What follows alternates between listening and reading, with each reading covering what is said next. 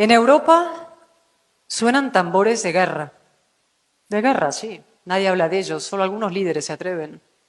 Rusia golpea, Irán amenaza, China avanza.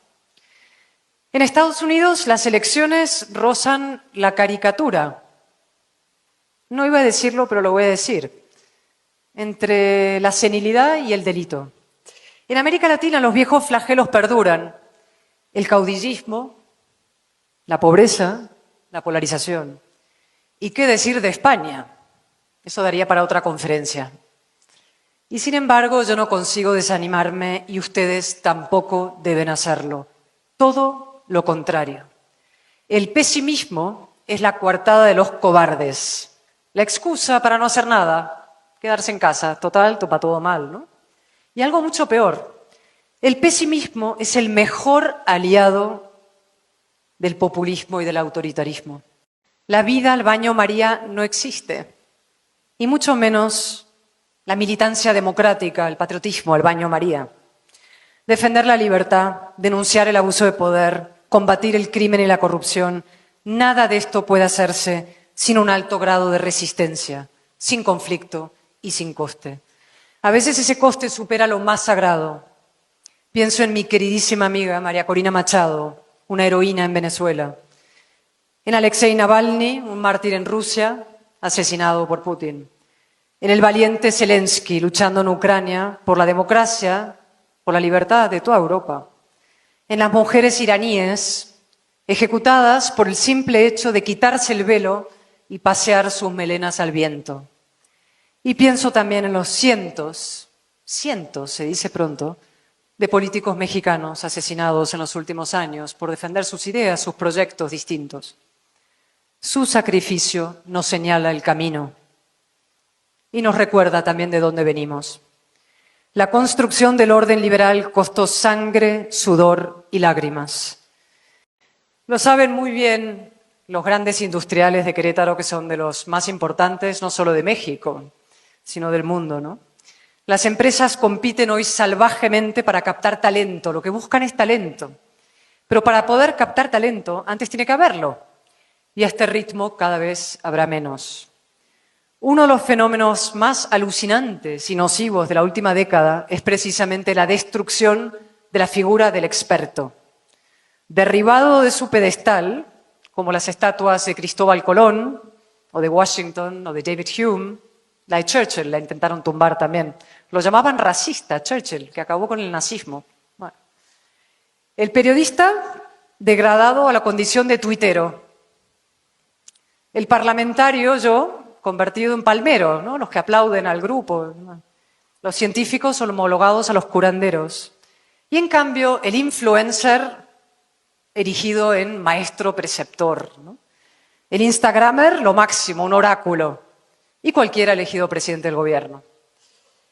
Flotamos en la era de la mediocridad. El conocimiento, la experiencia, el mérito, los hechos, la ley, el esfuerzo, los pilares del progreso han sido arrumbados, apartados, como si conformaran un canon caduco, el reaccionario mundo de ayer. México, esta nación admirable, este país formidable, esta potencia económica y cultural impresionante, está siendo tomada por el crimen organizado con la complacencia de quienes deberían defenderla. Abrazos, no balazos. Más bien abrazos a los que dan balazos. El eslogan, como dije entonces, es muy bonito, redondo. El resultado, en cambio, es devastador. Devastador para la democracia y sobre todo para los jóvenes. Miles de jóvenes mexicanos se están matando y muriendo. Miles de jóvenes mexicanos están viendo truncadas sus vidas en los cementerios y en el AMPA. Y esto no es responsabilidad solo de los criminales. También lo es de quienes diseñan y aplican las políticas de seguridad. Para eso estamos los políticos, los gobernantes. Hay dictaduras en las que se vota casi religiosamente. La Rusia de Putin, por ejemplo, la Venezuela de Maduro, la Nicaragua de Ortega. El populista es el burro de Troya de la democracia. Y digo burro porque no vamos a ennoblecerlo con lo del caballo. el burro de Troya de la democracia, que se aprovecha la ignorancia, además. Se disfraza de demócrata para reventar la democracia desde el interior.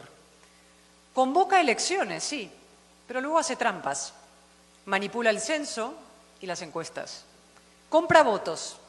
Una paguita por aquí, un subsidio por allí, una ayuda por allá. Hace campaña a favor de sí mismo, de su marioneta, aunque la ley lo prohíba. Y sobre todo utiliza los recursos del Estado, es decir, los de todos, para sabotear a sus adversarios.